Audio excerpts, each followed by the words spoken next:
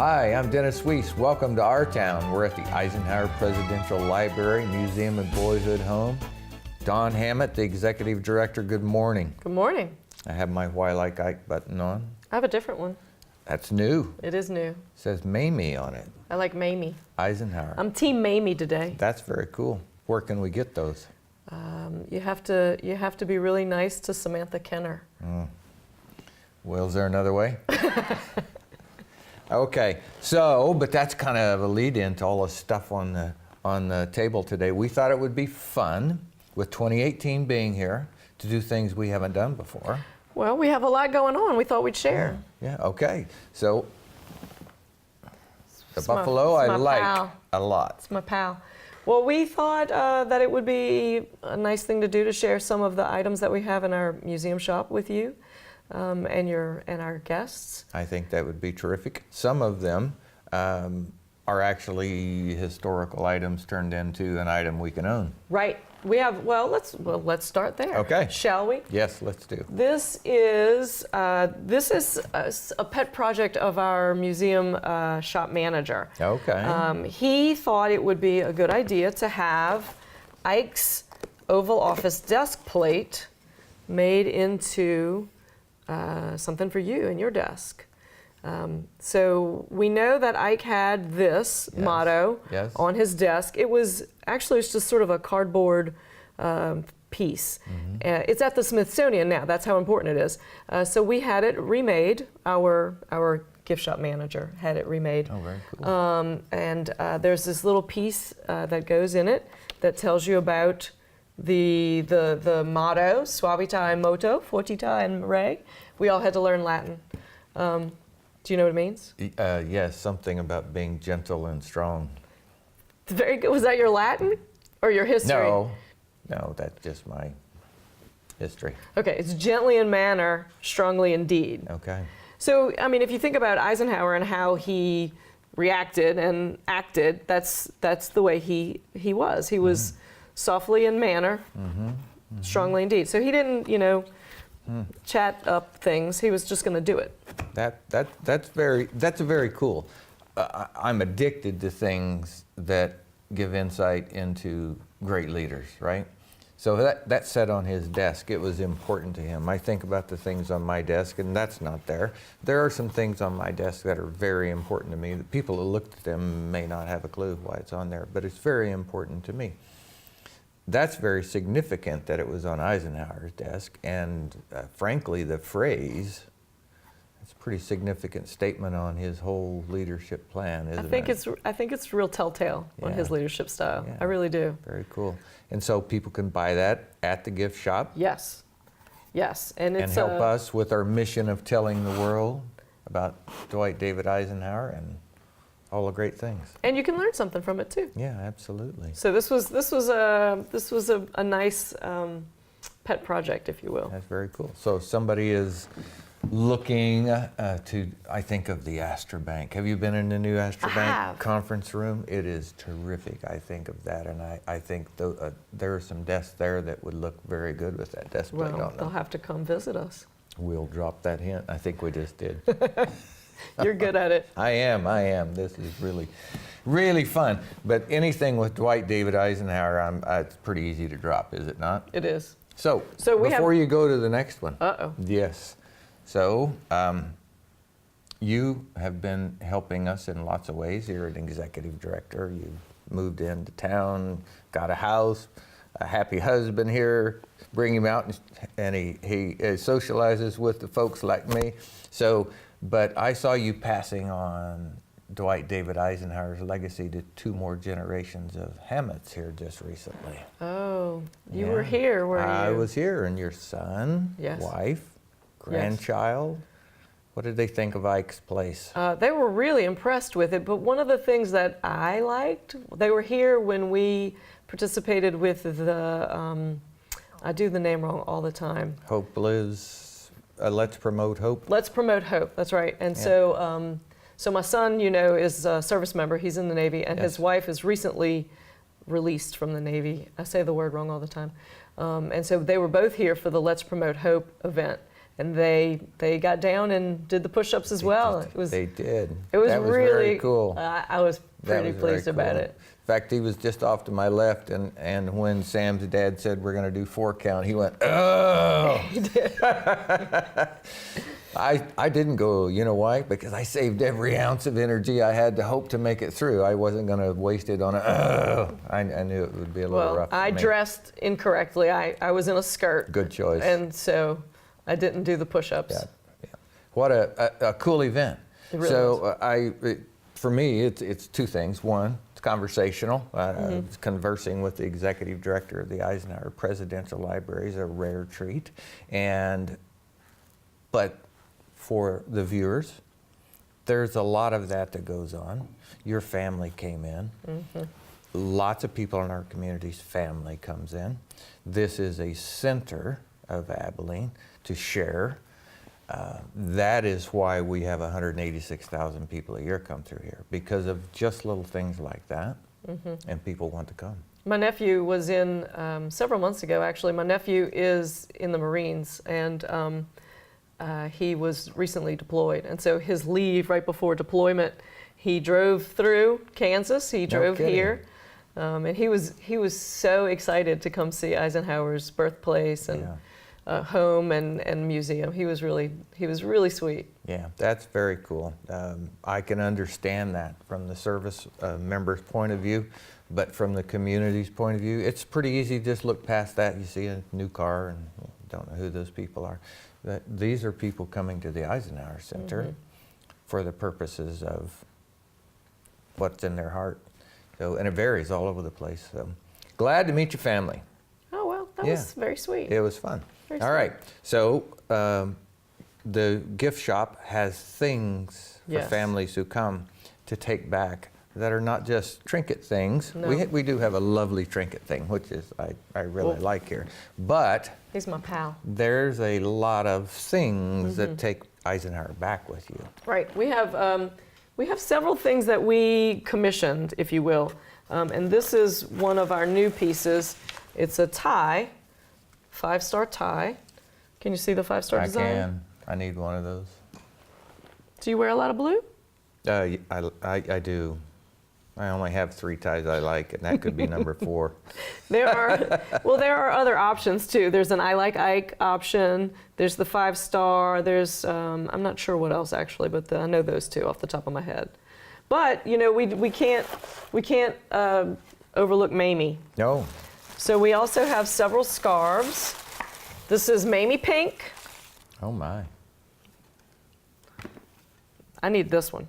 So this is a Mamie, just Mamie Pink. Style. We have a poppy one to commemorate World War I.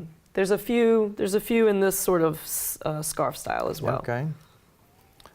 Great time of year to be buying a scarf.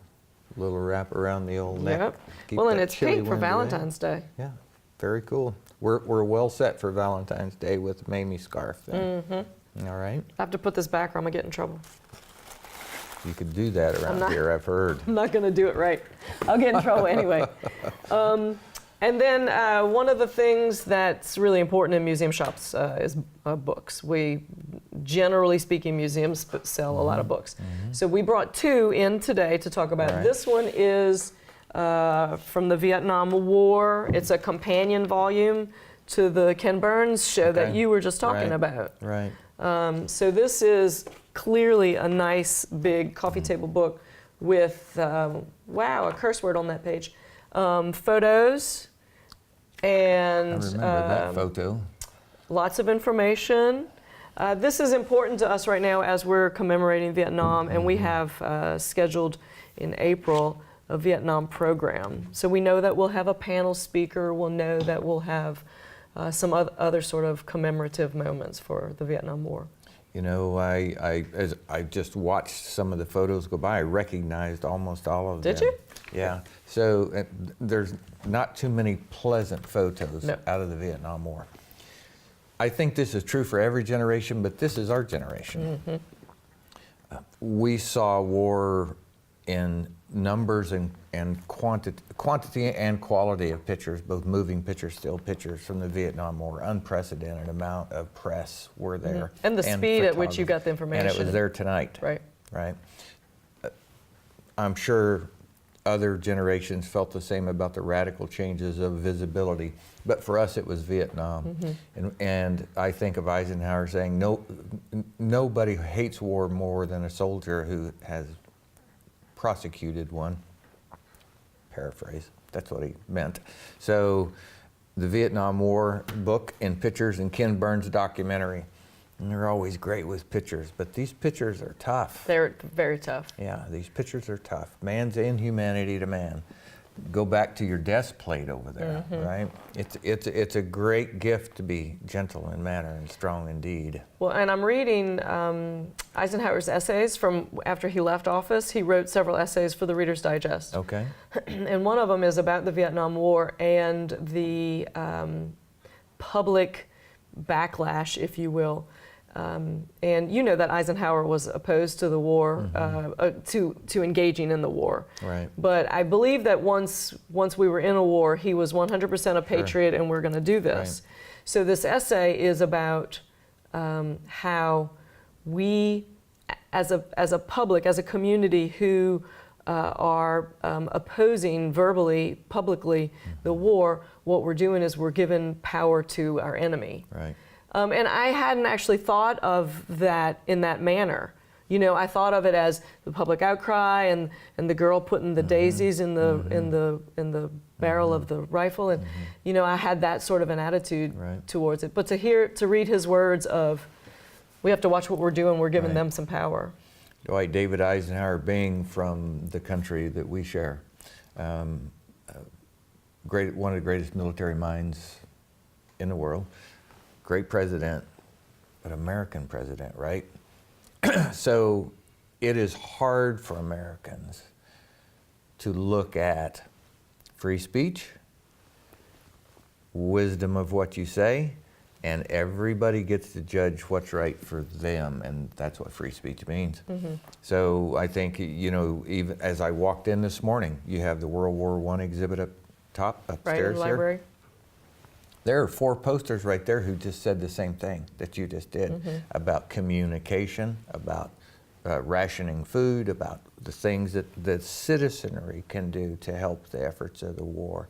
That's a huge, it's always been a huge balancing act, and nobody really has a chance in their daily life today, unless you're engaged in the service, to think about that much. But you can come here and you can research whichever you want. And instead of just seeing what the talking heads on the news say today, we should be thinking about an event. Come Have here. your own opinion, make your own opinion. Create your own reality, a view of reality, because reality is, 6 million pages just over the hallway. 26 million. Well, You've I can only decreased read my 6. You've decreased my collection in about a heartbeat. Just World War II, I want to read 6 million. I think I'm going to have to live to be 100, because really, I haven't even got a retirement plan yet, and I need to retire so I can come here and read what I want to read. You better retire quickly. Yeah. Soon.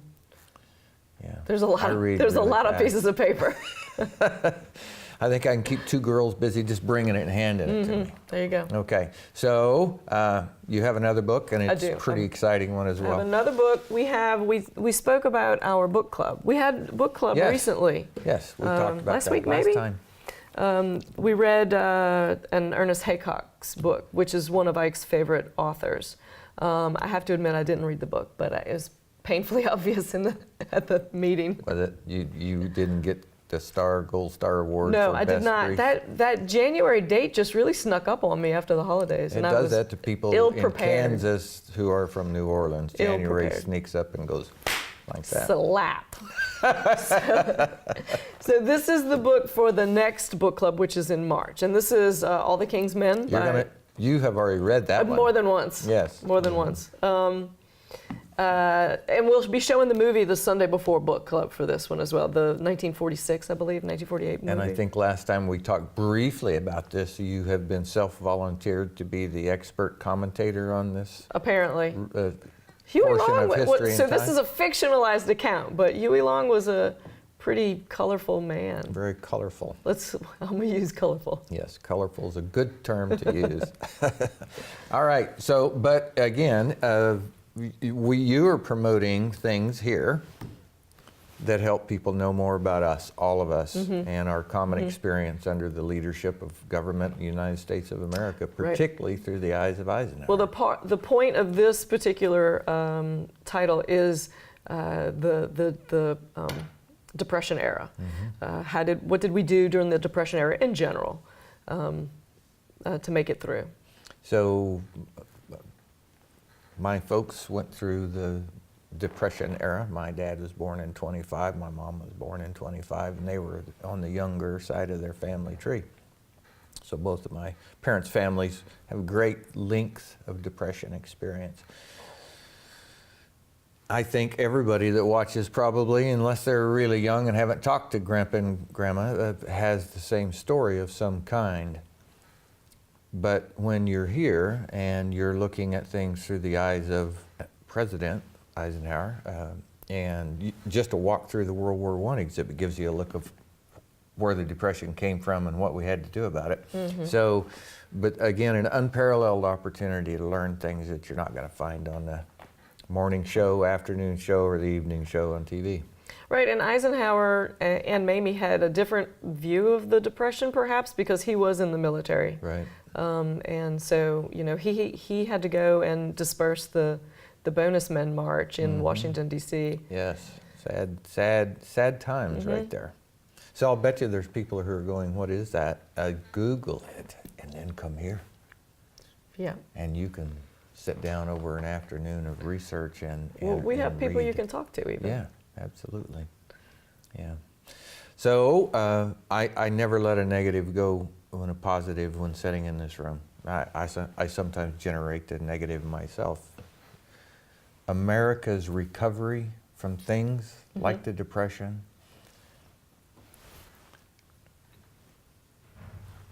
never been done to the scale in other places, like the recovery of our economy. Depression, that's an economic term.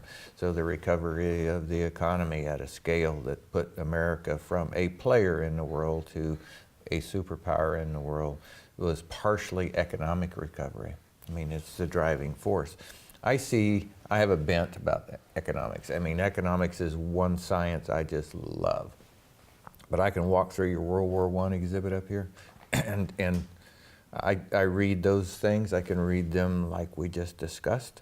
And I noticed there was a poster out there with Hebrew on it this morning. So I can read them that way, but I also look at them as, okay, you know, what are the macroeconomic things that are happening here, and how has America reacted from that? Well, we've been so fortunate. We were fortunate to have Dwight David Eisenhower and leaders like him bring us through those things. But America as a country has done some great things from hard times. I think, you know that Dwight didn't see action during World War I. Yes, Camp Colt. And he was a little disappointed about that. He really Yes, he wanted to see action. But I think that perhaps the universe or God or whatever held him where he needed to be because we needed him later. I think it's a great thought. We'll never know. We'll yes, never know? we might. Well, that's in my heart. Yeah, me too. But I agree with you. I think his frustration resulted in him being able to have that plate on his desk. It couldn't have been easy to be gentle in manner while he was in charge of a bunch of empty trucks with wooden things that look like guns, pretending to be tanks at Camp Colt, with his one tank at the end of that adventure. Right. But my son would be quick to tell you that tank, the Renault from the French, started a line of thinking that American tanks quickly became very good. That's something that we're sort of exploring through our exhibits, is the scientific revolution, if you will, that occurred during World War II and after World War II. That eventually led the United States to be the superpower. Yeah. So many good things when you come here. No matter if you come to talk about toy buffalo bison, if you will, at the gift shop. And this thing is very cuddly, by the way. I suggest if you have a granddaughter, you should be making a trip to the old gift shop for that buffalo right there. But books, artifacts really that have been turned into things that we can own without the blue gloves or the white gloves. That's all promotes the mission, doesn't it? Absolutely. We have a new book. It's a graphic novel of World War II. It's a specific story. I can't remember what it is suddenly, but now we have graphic novels for our young adult readers. So quick segue here. One of the things I got very excited about sitting over on the couch when we were talking about 2018 and a museum reinvention is the bringing technology in that retells these stories you can read in paper and see in exhibits in a way that young people will just latch onto. So exciting to take this message to the next generation. Well, we're also trying to make sure that we're paying attention to different types of learners. So I keep saying that I'm a kinesthetic learner. I have to touch it, manipulate it, move it, and that helps me learn. I don't particularly listen, which I'm sure my teachers really hated. Wow, that's good to know. Yeah, I'm not a listener. I don't learn like that. Yeah. I so appreciate the opportunity to come here. You're an awfully good interview because you're an awfully nice person to talk to.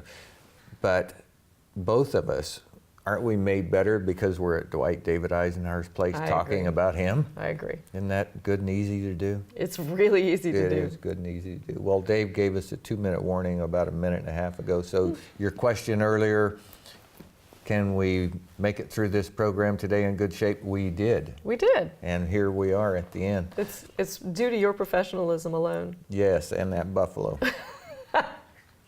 So thank you for the insight into the new things there at the museum gift shop, and including things to learn, to read, to grow your mind. Even this little buffalo, when the little granddaughter says, "Where did you get that, Grandpa?" Kansas. "I got it at the Dwight David Eisenhower Presidential Library, Museum of Boyhood Home. Would you like to go back there next summer?" Yes, I would. Thanks for your time today. Thanks. Always great to see you. I'm delighted you're here. I'm Dennis Weiss. I work for Eagle Communications. This is Don Hammett, the Executive Director of the Eisenhower Presidential Library, Museum and Boyhood Home. We had a great time with you today. Hoping you have a great day as well.